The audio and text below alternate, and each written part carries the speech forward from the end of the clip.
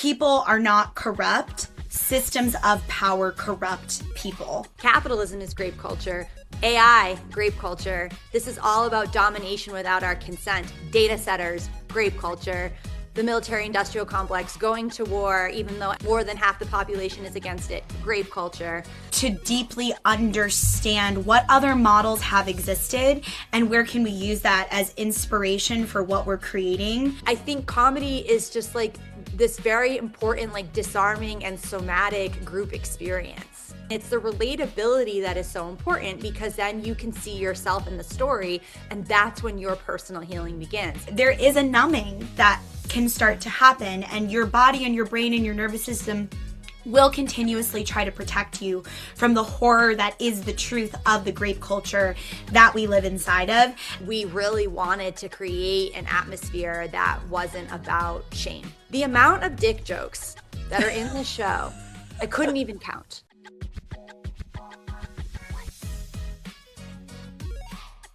Hi, I'm Allison, CEO of Bothered Stories, and this is Smut Talks. Join me for candid conversations with leading voices about smut, desire, the patriarchy, and the cultural forces shaping the stories we love. Let's get bothered.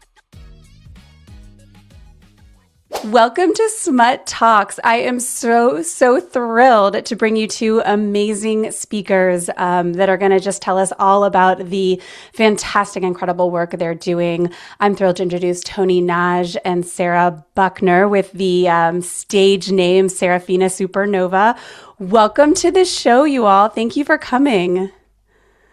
Thank you so much for having us. Yay. Okay, so let me just tell my listeners a little bit about you. I'm going to give you some brief bios, and then I just want to jump into everything. We'll start with Toni. Toni is an internationally touring stand-up comedian. She's a performer. She creates some great content all over the interwebs, including some amazing interpretive dances.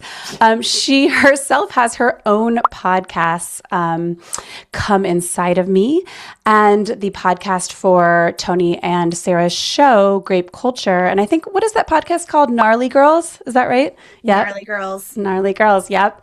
And so anyway, Toni, I'm so excited to get into your career and talk more about it. But that's Toni. Welcome. We also have Seraphina Supernova. Welcome.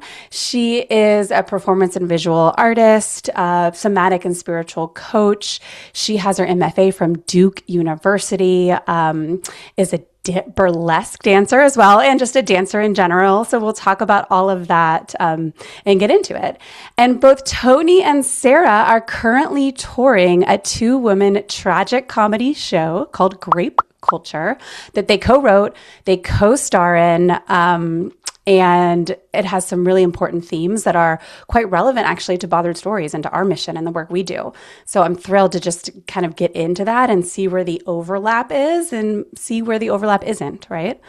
So let's start there. Let's start with Grape Culture. I know you guys have a show coming up in Portland, Oregon.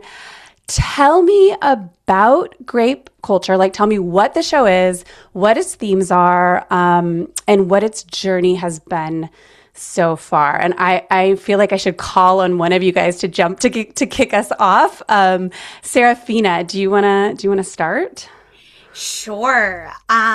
Grape Culture is a two-woman tragic comedy turned an entire healing movement, breaking the internet currently daily with clips from our show, both validating people and giving them a space to connect with their lived experience of grape culture, and also upsetting quite a few people in relationship to perhaps their suppressed experience of grape culture. So the show itself is one thing, and we've been touring that for the last 2 years.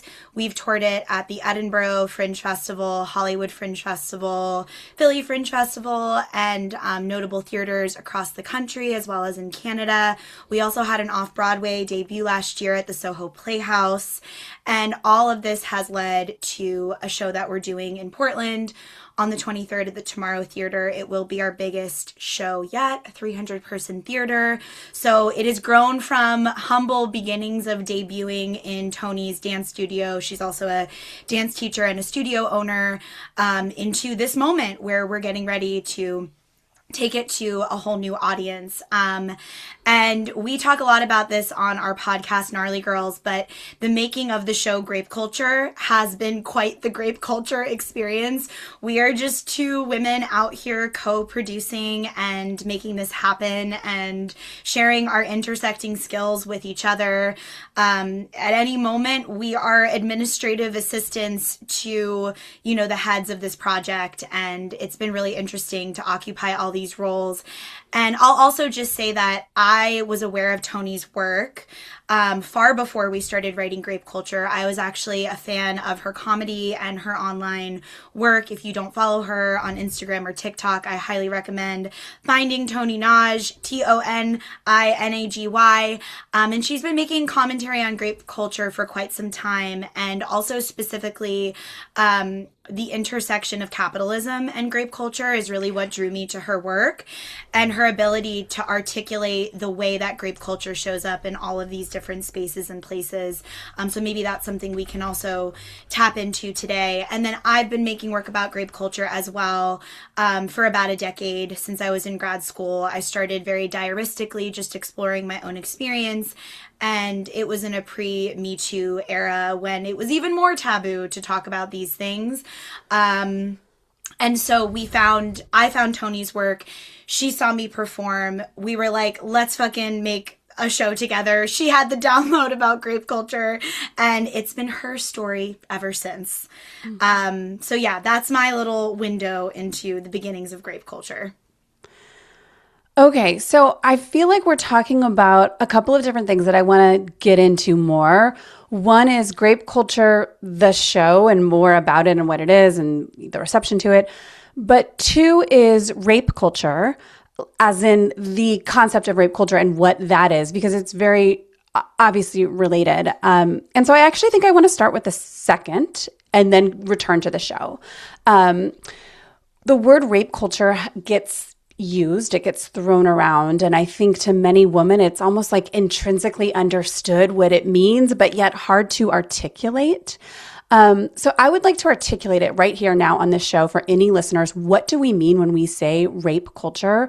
Beyond the overt pieces, like what are some of the more subtle manifestations, and what do you all mean when you talk about it? And Toni, would love to hear from you. Well, the fact that I use the term grape culture is rape culture, because when I talk about these topics on social media, they're censored. Yeah. And your videos get taken down and your videos are flagged. So the actual fact that I use the word grape is rape culture. And it's interesting how many people are like, why don't you just use the word? I'm like, why don't you just understand how the internet works? Because when you say things that are controversial to the underpinnings of the status quo, you will be censored, you will be shadow banned, you will be silenced. And also, people are very triggered by that word. And when people are triggered, they're immediately in a state of freeze, or they're in a trauma response. And it's hard to penetrate someone's consciousness and connect to their psyche when they're frozen, or when they're running away from you, right? If they're in flight. So grape as a term is a way of disarming a topic that people do not want to talk about. And for example, if I came to a party and I was like, oh my God, you guys, I got robbed on the way to the party, everyone would be like, what happened? You'd be like, and you tell the story of what happened, and they'd be like, oh my God, I'm so sorry. If I came to a party and I was like, on my way to the party, I just got graped, people would be like, it would be silent. It would be a conversation stopper. No one would be like, tell us the story. What happened? Let's relate. So that is grape culture. The silencing of the story is grape culture. But on a meta level, which is like how the show begins, capitalism is grape culture. AI, grape culture. This is all about domination without our consent. Data setters, grape culture. The military industrial complex, going to war, even though more than half the population is against it, grape culture. As grape as a mechanism for war, grape culture, right? What's happening to the Palestinians as they are being graped, grape culture. So this is a bigger conversation around systems of power, domination without consent, Epstein's Island. All of these things are about a power structure that's rooted in hierarchy that infiltrates science, it infiltrates education, it infiltrates our economy, it infiltrates our family systems. right? Every single person is touched by grape culture because we are all in a cultural system of domination without consent, and no one is consenting to this. Okay. That is really helpful. Thank you, Toni. So, just to play that back from my own understanding, we live in a culture or a system, a society that has domination without consent, where systems of power are in play. There are people more powerful and less powerful, and that is reinforced by our structures, reinforced by our systems. And that very structural setting creates grape culture, as you call it, or rape culture, as I called it, creates that culture. So grape culture is a output of that system. But what we mean by grape culture, actually, you can see it in all these different things that aren't actually about a sexual activity of raping. They are a result of domination and power over other people. Yes. Yeah. And also just around the commodification of the human body and the objectification of the human body. So think about even the medical industrial complex, where you have a system of power, you have a person that has power over you. You do not know the underpinnings of your body because we are not empowered to understand our bodies, which are the most intimate part of our human experience, our relationship to our body. We get a very kind of watered down understanding of our body in biology in ninth grade, which is like, we all know what the mitochondria is. We're like, the powerhouse of the cell. It's the powerhouse of the cell. But do we understand truly the mechanisms of our bodies and our nervous systems? No, because our bodies have been commodified, again, by the military, by policing, by medicalization of the body. So by capitalism, again, you are sacrificing your body for time. Every single day, we sacrifice our bodies for time. So we have become so disembodied, which is another element of grape culture. Patriarchy, where the woman is property, children are property. Grape culture, because you are an object, you're dehumanized. Our human bodies have been so objectified and dehumanized, not only within patriarchy and within marriages and within families, because children and wives are part of a family, right? And they are actually a commodity that is owned by a man until the 1970s when women can get bank accounts. Yeah. Okay. Okay. Thank you. And I'm just like, certain things are firing in my head around bothered stories and our mission, because one of the reasons why I created Bothered Stories in the first place was to create better avenues of pleasure for women in the queer community, like marginalized people that have been told we don't deserve pleasure. There's going to be a thing called porn that exists that is largely for male. It's created by males, for males, through the male gaze. And I'm saying, no, this whole other group of people deserve pleasure, and we're going to deliver it to them in the format that they want it. And it's going to look like this, and it's going to look really different than what they had access to in the past. So kind of subverting the norms around pleasure and what we provide to assist and celebrate that pleasure. Okay. Thank you. Let's take this conversation and come back to your show, Grape Culture, because my understanding is the reception to grape culture has itself been far-ranging. You have people coming out of the show weeping. You have people that stand up and walk out in the middle of it. Tell me more about like the show's contents and how it's impacting, the ways that you see it impacting people, and why that's important to you all as creators of it. And Seraphina, I don't know if you want to jump off from here.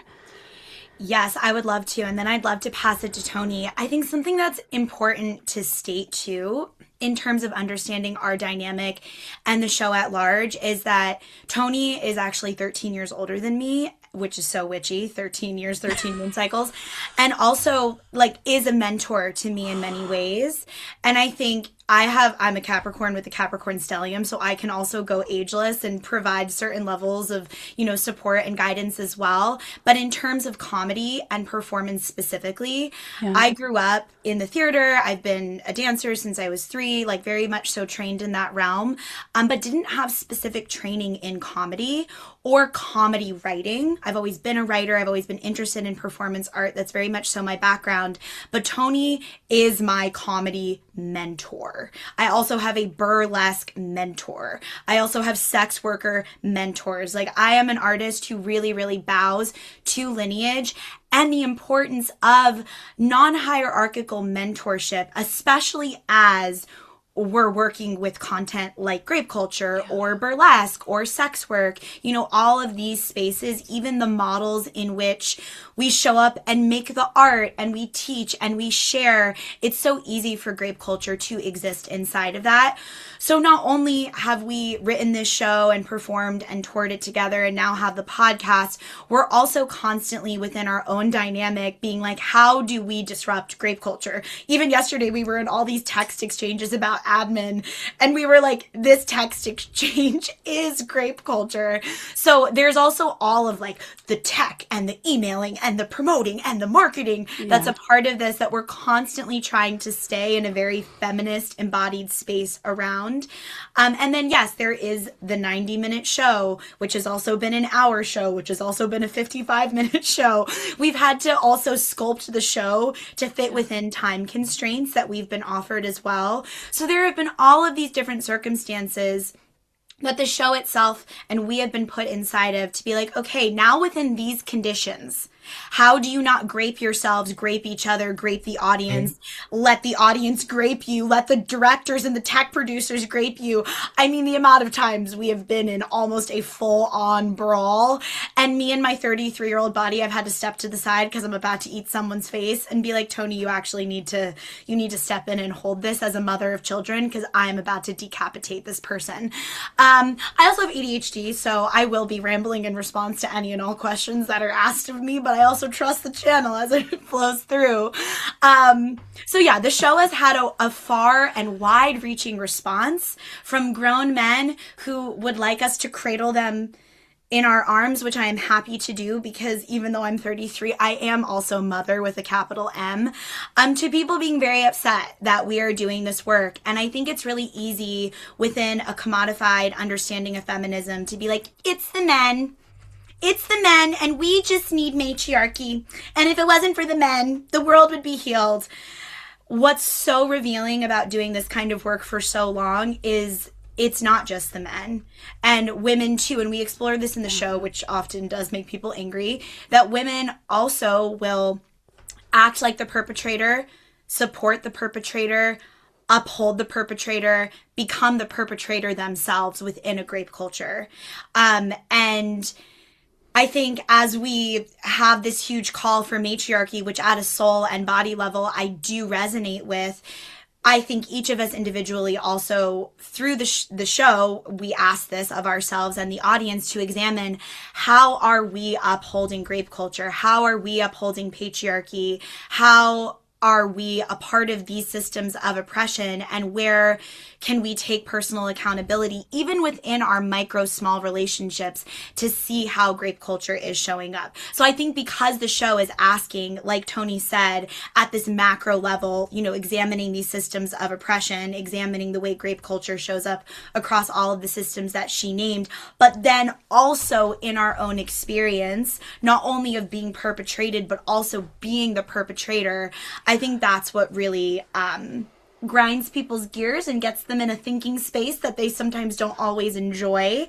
And I've noticed, especially when we point to the church industrial complex and this concept of God as the father, and then therefore male as ultimate ruler and creator and center of the home and the finances and all these things, that really gets people in their guts. And then in addition, this is the last piece I'll say on this for now, in addition to us having all of these skits throughout the show, there is also a multimedia element where I filmed myself when I was in grad school processing sexual assault, trauma, rape culture, and then also real moments of confronting abusers in my life. And these video clips are scattered throughout the show. So there's breaks where you're spending time with me at 22 in a pre-Me Too culture, processing grape, processing abuse. No TikTok, no Instagram stories, no reels, people not on the internet yet talking about these things, which is, I think, why when I found Toni's work, I was like, oh my goddess, like, other women are also doing this work. And of course, understanding that this has been in a lineage of diaristic feminist filmmaking forever. Women have been making work about grape culture. So that's what I will say as I pass it on to my mentor and co-star, Toni Nagy. Oh, well. Did you have anything you wanted to say, Allison? I didn't know. I mean, yes. Um, my mind is going in a different directions. I mean, one thing I think is really interesting that you touched on, Seraphina, is how do you create and market a show that you want people to buy tickets for, with that is about grape culture, when in order to produce, market the show, and for it to have the impact you want it to have, you have to rely on the system that we live in, commodification of the show. I just think that's kind of mind blowing to me. And it's something that I struggle with on a personal level with Bothered Stories, because for Bothered Stories to work, I have to grow it. I have to market it. I need paid subscribers that are paying me. I have to participate in this system that I'm also trying to disrupt. Like, how do you disrupt the system and participate in it at the same time? And one thing that I've been hearing lately come up in these circles and geared towards women a lot is that now we need to be the stewards of anti-capitalism and help create that and help support that. And to me, that sounds a lot like another reason for women having to keep themselves small and not pursue their ambitions. And we've been told that for decades, and I'm sick of it. I'm going to make myself big and pursue my ambitions. But also I see how it's problematic. And so anyway, it just feels like your show and a little bit of what you were talking about, Seraphina, just like dovetails right into that, which is something I've thought about as I'm now an entrepreneur and just launched this business. So those are some of my thoughts. Toni, I don't know if you have thoughts in response to mine. You don't have to, that's okay. But that's where my mind went. And so I would love to see or hear what that sparked in you, and also anything that you want to add to what Seraphina said I would love to hear as well.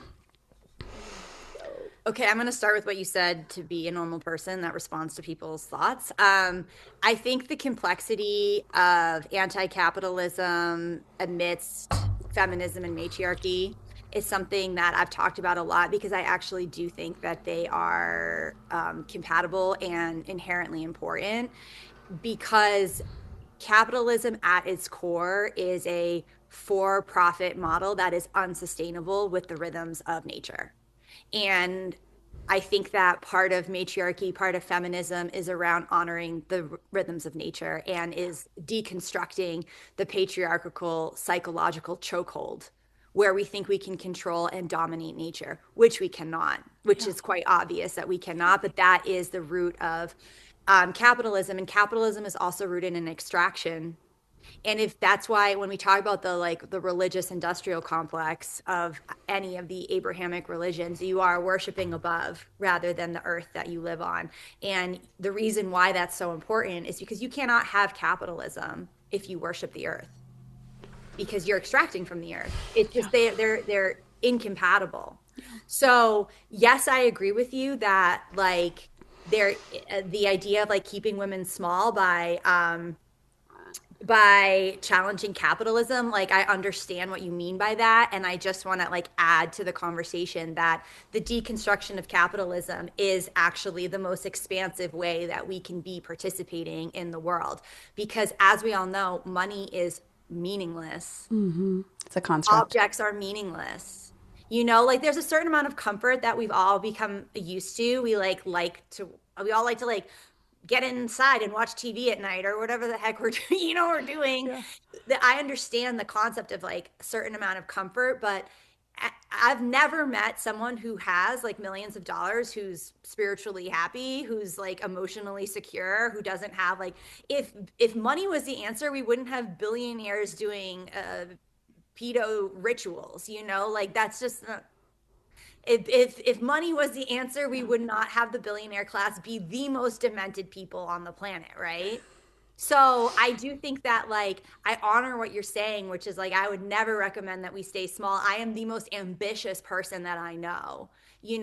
Truly, I work 7 days a week. If my horoscope is about anything that is not around my career, I'm what a fucking waste.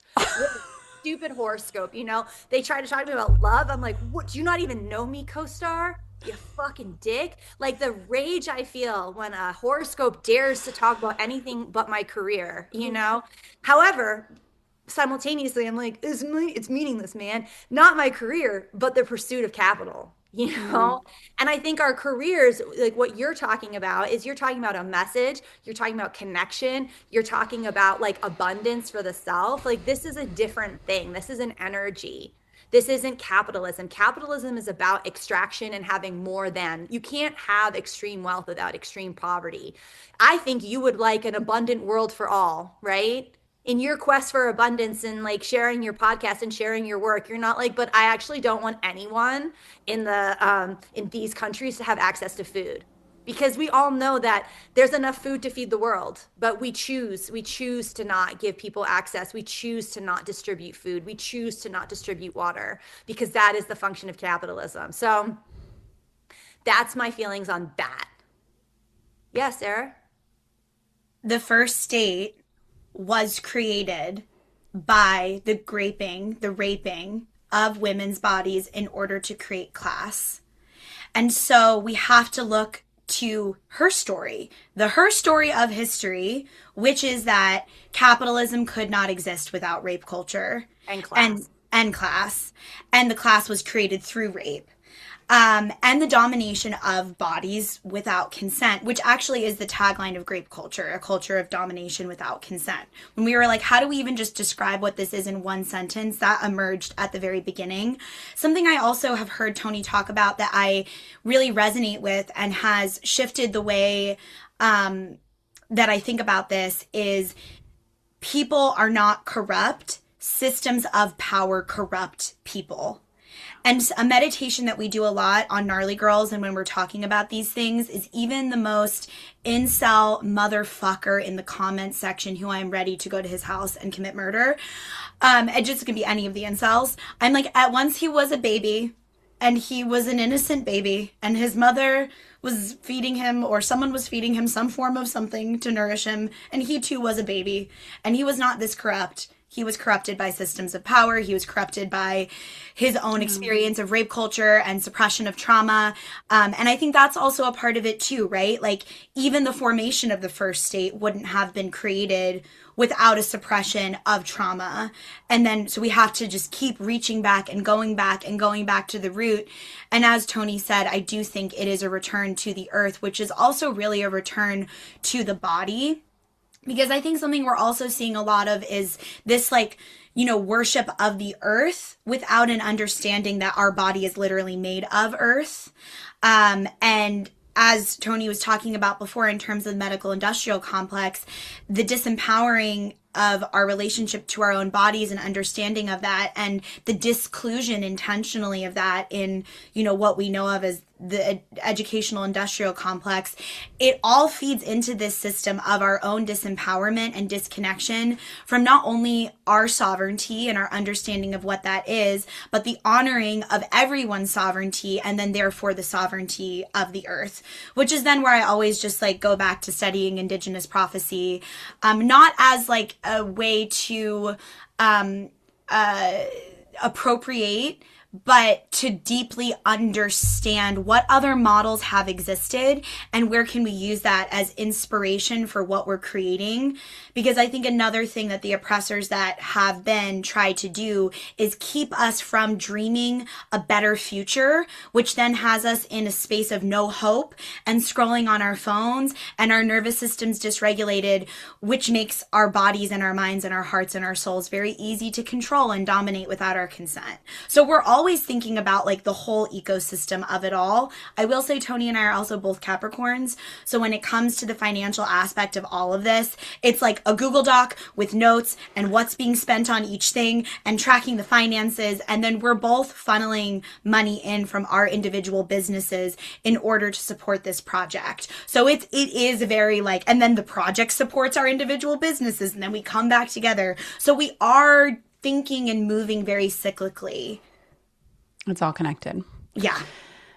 I want to talk about somatics because you just, Seraphina, brought in the body and the earth And Toni, you also talked about how disembodied we've become, so feeling more embodied in our day to day. But what I found really interesting when I heard about your show, Grape Culture, was that what I heard was that you typically do a somatic workshop in conjunction with the show, maybe a day later or like around the same time. And the attendees of the show are invited to come or told about it.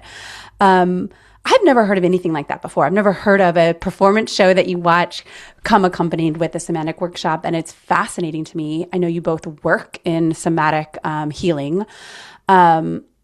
And so, gosh, I don't even know what my question is, but talk to me about how somatics fits in. What was your idea to make it such a core part of Grape Culture, the show? How is it part of the path forward away from grape culture as you see it? Toni, yeah, I see you about to jump in. Hey there, quick break to tell you about something I'm really proud of. Bothered Stories is a home for short, spicy fiction from best-selling authors. Every story is bingeable, 20 to 35 minutes long, no cringe, no filler, just beautifully written, smutty stories for your lunch break, your commute, or the end of a long day.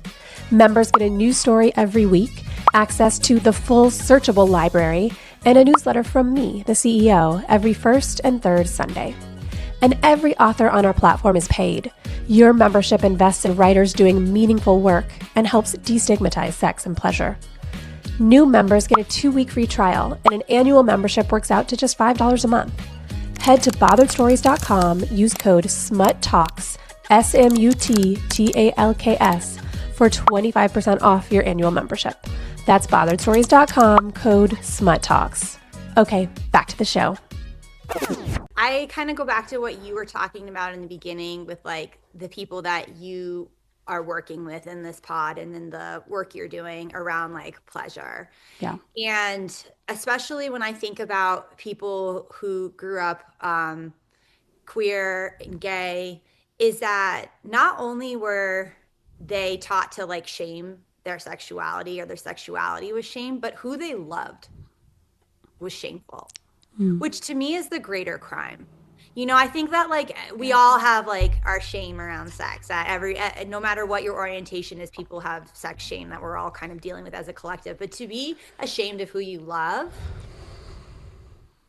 that is a deep, deep, deep wound, right? And that lives in your body. That wound lives in your body and in your relationships and in your most intimate connection with someone. So the grape is the same way. You know, we don't feel our emotions in our head, we feel it in the body. So even if you're like a super activist around being queer and you speak out and you do all these things, if you were programmed to feel that shame around your love, that lives in your heart, that lives in your solar plexus, that lives in your tissues. And how do you work that out when it's your mommy that put that shame in there, or it's your daddy, and you also love mommy and daddy and want their acceptance that you will never fully have? So it's like the reason why we were doing the workshops in conjunction with the show is because it felt almost like unkind to be like, hey, we're just gonna like open up a Pandora's box at this show. Good luck, you know. Bless you on your journey. Right, like go process it on your own is not the outcome that you wanted. No, and I think a lot of people who come to the show do not realize they've been great. And it's what at the end of the show they leave and they're like, oopsie doopsie, what was that? I truly this morning before we had this call had a meditation where I'm like, my hips have been hurting me. Why are my hips hurting me? I yap about grape so much. Okay, I do somatic work with people who've been graped almost every day of my life. To think that I could wake up and suddenly be like, oh my God, wait, that was grape. Me, you know, like I was like, wait a minute, that whole scenario, that was Grape City. And it was because I liked the guy. I was like, oh, it's fine, totally cool memory. Did not even fucking register it. And then I had to register the whole context around this grape scenario that even me did not fully process. And it was only because I'm sitting there in meditation and I'm asking my body, like, what the fuck, man? Why are you hurting hips? Like, have we not done enough work?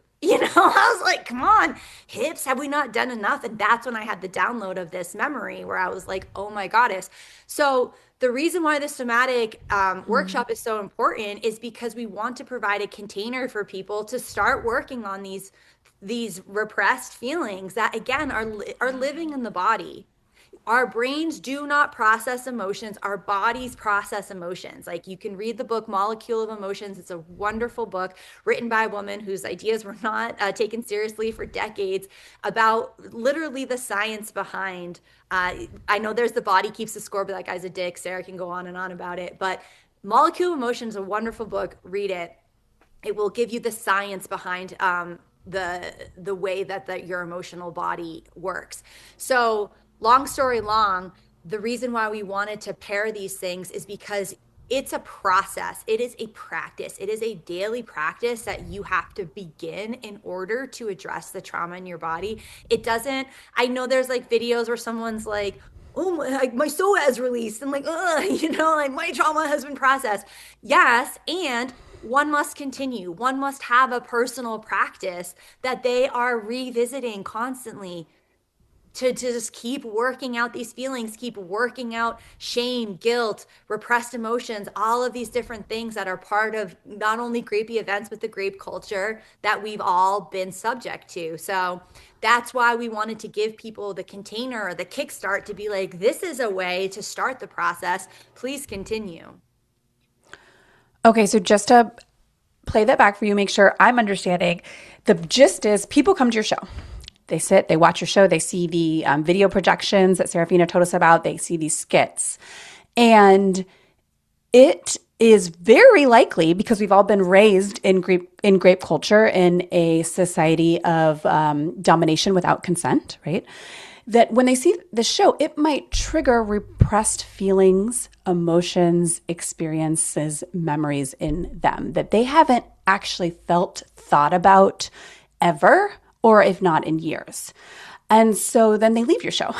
And so instead of just leaving your show with these kind of like feelings, memories, thoughts, inklings, and feeling alone afterwards, they get to then come back and help start processing some of them in a workshop designed to do that. And it in community. In Sorry community. to interrupt you, but community is community care, self-care is community care. And there is something really powerful and really valuable about being supported by a community. Yeah. Because like, let's say my mom was graped, right? So my mom's grape affected her. Of course it did, but it also affected her children. It's, if you think that like if your wife is graped, it's affecting you, it's affecting your kids, your sister, whoever, if your brother, your father, if your father was graped and if you never even spoke about it to someone and he has this like pent up rage, if grape the tentacles of even the physical action of it, which is not just the only thing we're talking about, it truly impacts everyone in every single family system. I do not know a family system that has not been touched by this subject. Of course. So to process it in community as well as solo, it's also good to do solo, but the community aspect I do think is really powerful. Yeah, Seraphina. I also think something has happened around the commodification of healing with social media, where there started to be a fear of being triggered or triggering and a hyper focus on not triggering, which I understand deeply within the context of the systems that we live in. But what's true about the nervous system is that when we are triggered, we can work with the trigger as a teacher. And when we are with the sensation versus running from it, closing the door, not looking at it, which manifests as dis-ease, disease in the body, when we have the space within a container that's specifically created to be with the sensation, we actually expand our capacity. This is biological, this is neurological, this is scientific, to be able to be with that sensation without running, which transforms us from the inside out. And I like to think about it as us rising from the ashes of our experience as phoenixes, as dragons, and becoming bigger than the things that we lived through. Like, we are the ones who had the experience. We are the ones that have our thoughts. We are the ones. And all of the time when I'm working with folks, whether one-on-one or in a group space, it really is that reorientation to understanding that we get to be our own highest mentors and guides and teachers, which then also dismantles guru culture, which is so grape culture in many ways, in terms of like, I'm going to look to this external authority for my healing, for the diagnosis, for what it is. And I'm very like, go wherever your soul calls you. Get the diagnoses, get the data, work within the medical industrial complex, also have a meditation practice. Whatever your specific puzzle of healing is, I'm so into people feeling empowered to be on their path, make their choices, and not fall into this trap within our culture, which is, I feel like, because of identity politics, because of our culture of individualism, which I then think makes people feel scared to be ostracized and all these things, is either like you're this or that. And what we're doing within grape culture and within the somatic work is saying, no, you're actually all of it, and you are uniquely you, and so is your experience, and so is your story. So what do you need? And we can do that together. One more thing I want to say about emotion is that emotion is energy in motion in the body. So when we do somatic work and we release intentionally, give rage a space, give grief a space, and give pleasure and joy a space to release, then we move that energy and we create new kinds of space for other brain chemicals and emotions, energy and motion, to happen in the body. So the way that Toni and I work is very much so with the body as a garden, as a space that is ever evolving. It is never fixed, and moment to moment things can change. So that is also the way that we're working. It's very body based, it's very neuroscience based, it's very somatics and nervous system based, but it's also deeply magical and intuitive based, and we are professional witches, so. You are professional witches. Right. Well, we all hold tension in our bodies. Like, emotions can get stuck in our bodies. So it makes so much sense. Okay. This may sound like a large a switching of gears, but it's not. What I want to talk about is comedy, because your show, you market your show as a tragic comedy. Toni, you are a stand-up comedian. So like, and you call it grape culture. Like, it's kind of silly. So like, I want to talk about the role that comedy plays here, because I suspect it's actually a crucial role to the healing. And I want to get into that. So tell me about the role comedy plays in this show and in your work. Okay. The reason I wanted to make this a comedy is because I had this vision of doing a stand-up set where I told my grape story and people laughed. And why did you? Oh, can you tell me more about that? Like, why that? Why did I have this vision? Mm-hmm. I think it's because I am a comedian and I'm a storyteller. Yeah. And sometimes when I would like tell my story to a friend, if we were just like opening up and I was telling them the story, they would laugh. And then they'd be like, oh my God, I'm so sorry. And I'm like, I said that to make you laugh. You know what I mean? Like, I'm like, I know what I'm doing, you know? And it made it so like we could share a story, but I wasn't like, and I'll tell you the truth, my grape story, I was unconscious. So I don't feel it. One of my grape stories, that particular grape story that I tell the story of, I was truly unconscious. In both of the stories I tell in grape culture, I was unconscious for both of them. So I do not emotionally feel it. I'm like unconscious. So I think it's possible for me to tell the story in a way that is funny because I don't intellectually feel what happened. Yeah. So at the same time, comedy is very disarming, and it is a way for people to hear a story that I don't think is like necessarily re-traumatizing them, but they are seeing themselves in my story. Not exactly my story, but the energy, the processing, the denial, the self-gaslighting, the conversation I had with the graper where we were arguing if I actually was graped. Like, all of these things are relatable, and it's the relatability that is so important, because then you can see yourself in the story, and that's when your personal healing begins. The other aspect about comedy that is like so important is that again, because we are not intellectually processing feelings, when we're asking people to intellectually process concepts, if you give it to them with the language of comedy, it enters into the body different because they're like, ha ha ha ha ha. And that is a somatic reaction. The laughter is a somatic allowing in of the information. So I've made many videos of my interpretive dance videos, for example, that people fervently disagree with me. There is a video where Ben Shapiro is watching me talk about the military industrial complex. It is a video of Ben Shapiro watching me, and he cannot look away. And he says this. He's like, I cannot look away. I cannot stop watching this video. That means that Ben Shapiro had to hear and have an intellectual relationship to everything that came out of my mouth because it was through this absurd language of interpretive dance and comedy. He didn't have to agree, but he received the information. And that is the magic of comedy. You do not have to agree, but you are going to receive what I'm going to say because for whatever reason, it is compelling enough or unexpected enough or alarming enough where you can't stop but listen. And that is why I feel like comedy is so important. So when I was like, we should do a comedy show about rape and call it Grape Culture, this was the vision, is like it. And also to talk to men, the amount of dick jokes that are in the show, I couldn't even count. I could not even count the amount of dick jokes. The amount of men laughing at this show is a lot. It's a lot. They laugh. The show is so funny. And that also gets people in the door.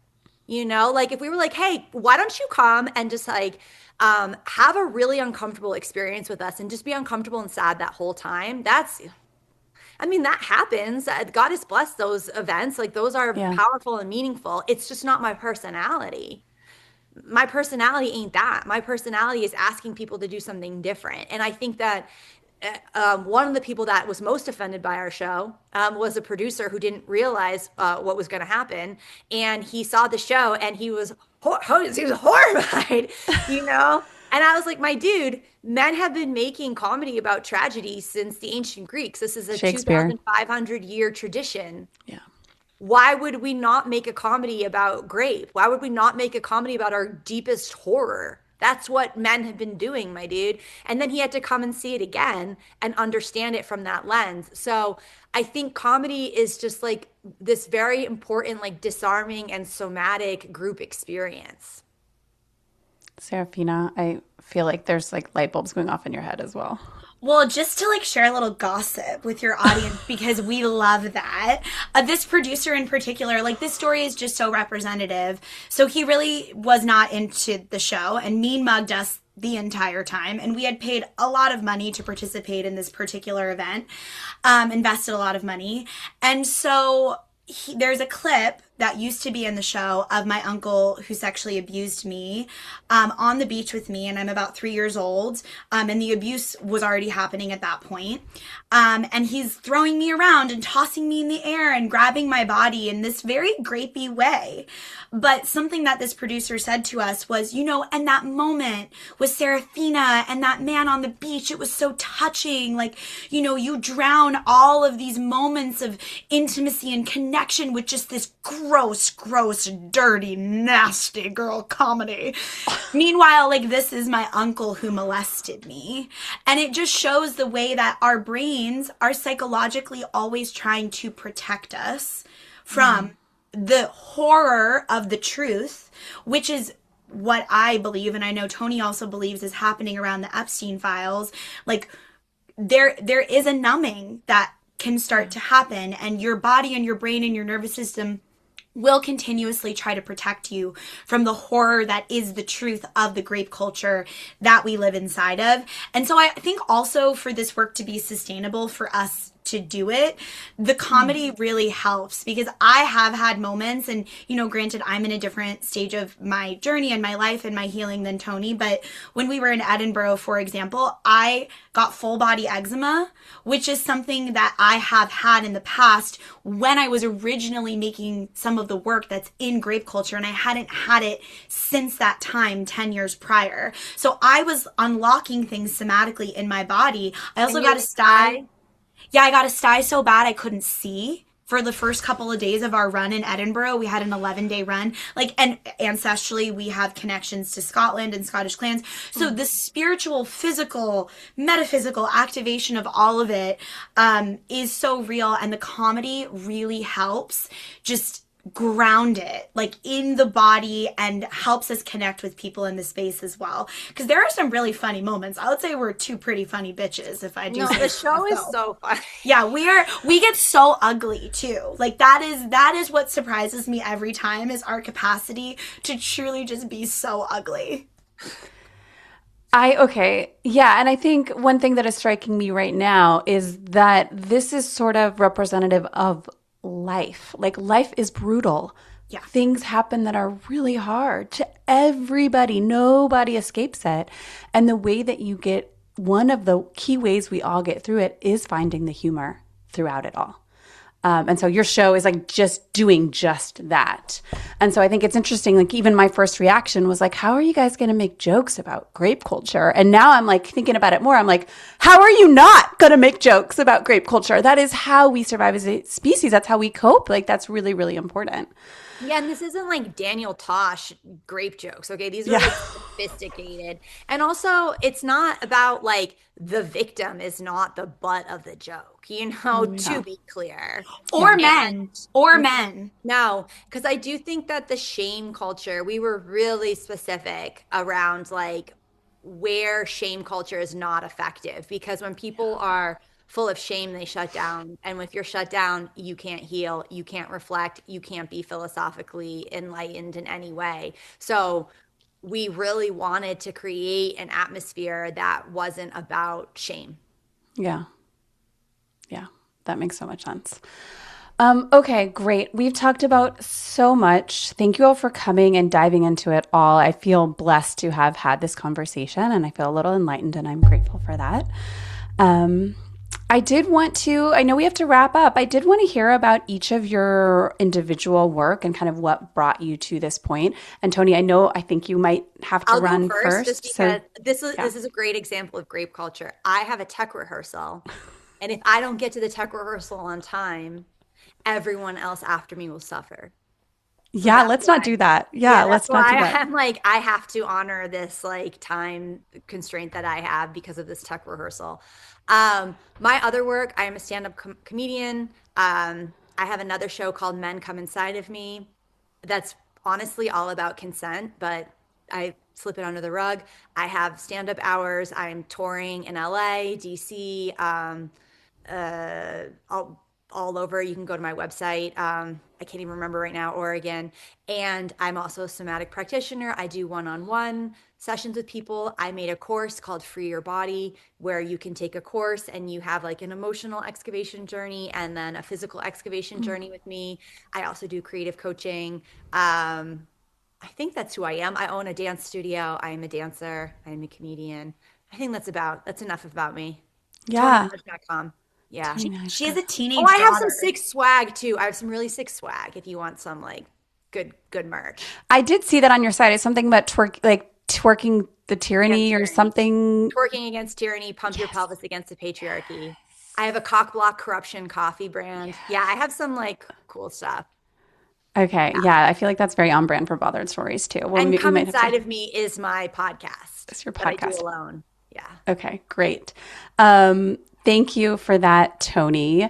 Sarah, can you tell us? I'm going to go, but I love you guys. Thank you for having me. Bye. Thank you. Sarah, tell us a little bit about you, your career, what's brought you here. I will just mention that we just interviewed 2 burlesque dancers as part of this podcast, and we're doing a whole episode on burlesque and the intersection of burlesque and erotica. It's so cool. But I know you also dance burlesque, so like tell us a little bit about that as well. Yes. it's so exciting you're talking to burlesque dancers. Something I think I'll say about burlesque, because it's also a part of grape culture, is that it is inherently political, and it could be exciting for listeners to just maybe also look into some of the pioneers of burlesque who were very activist centered in their work. People who come to mind are Josephine Baker, Lydia Thompson, Gypsy Rose Lee. I am, like I said at the beginning of the podcast, I'm very interested in bowing to lineage and just looking at where things come from in order to not be in an extractive relationship to these art forms, and to really understand who were the pioneers and what's happening in the space now. So I found burlesque after actually stopping performing for about 7 years. I went to college for performing arts and then changed to major in photography, actually. And a huge part of how I fund my work is through boudoir photography. And that is what my BFA is in. And then my MFA is in experimental and documentary arts. But there was a strong emphasis on photography as a part of that. And so, with that said, I had really dove into boudoir photography, and I was photographing a lot of mothers and people breastfeeding and coming into people's homes and making these sort of documentary style sensual portraits, whether with a tit dripping with milk and a baby, or a woman or a femme or a person just in their power in their home space. And so, ironically, boudoir and photography and being behind the camera birthed me back into being in front of the camera and doing burlesque and bringing the boudoir back onto the stage. And I started doing burlesque about 3 years ago now, and I teach and perform and train and photograph boudoir with a burlesque and pole academy here in upstate New York called Bee's Knees Burlesque Academy. Headmistress Tessa Trueheart is an iconic burlesque dancer as well, whose work that can be found online. And so I know we also were going to maybe touch on, consent and burlesque and grape culture and how all these things work together. So burlesque really has been a space, and I see a lot of survivors of sexual trauma in the burlesque space as well, to reinvestigate what consent is in just relationship to your own body. And as a performer, how you are setting the tone and the space of how you're inviting people to interact with you, and then also how you are interacting with other people, and that ongoing conversation throughout a show or even throughout a single act. I also host a lot of burlesque shows, so I'm often having conversations around consent with audience members, before the show and before they see it, and really making it clear that consent can be offered and also withdrawn at any point. And I think that is one of the fundamental misunderstandings about consent, that, if it's not given at first, then it can never be given, or if it's given, then that's fixed and we never have to check back in again. Yeah. And burlesque has been a really beautiful space to really just investigate and be inside of that living conversation of consent, because I also experience, as someone who is healing from chronic codependency and narcissistic abuse in many ways, I have also found that, similar to consent, boundaries are also a conversation, right? A boundary can be set and then it can be reapproached, and then maybe it's more permeable, and then maybe it's more staunch. Yep. And at any point we can also renegotiate our boundaries. So burlesque has really been an opportunity for me to not only get on stage and express myself and all the things and own my sexuality, but to also really investigate consent and boundaries.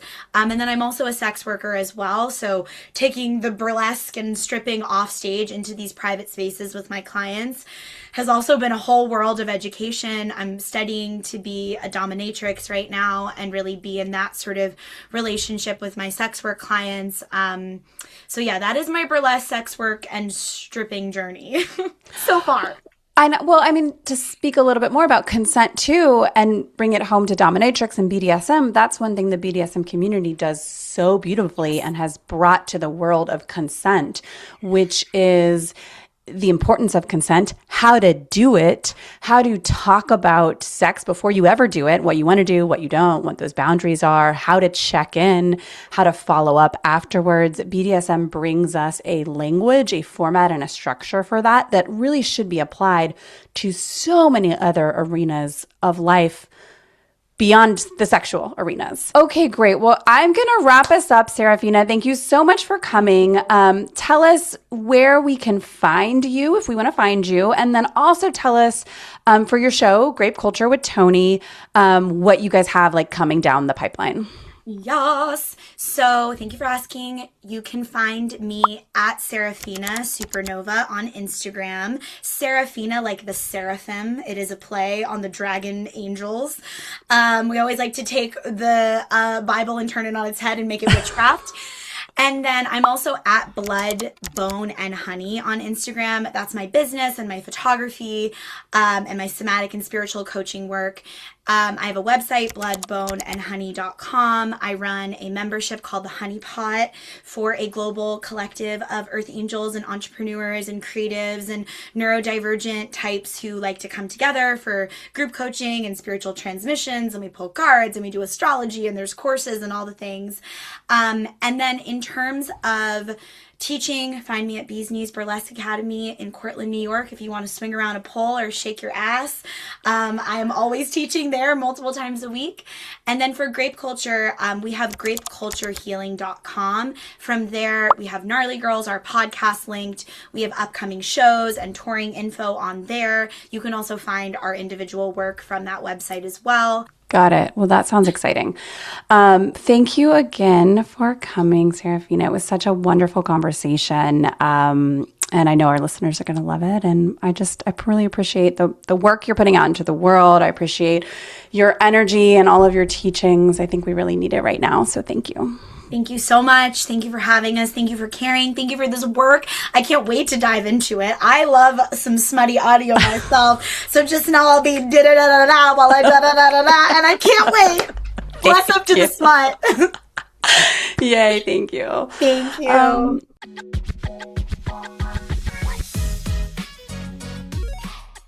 Thank you for listening to Bothered Stories Smut Talks. Make sure to follow or subscribe so you can keep tuning in as we drop new episodes. And if you liked this, go to botheredstories.com and sign up. We've got beautifully written, hot as hell stories waiting just for you. Thanks for getting bothered with us.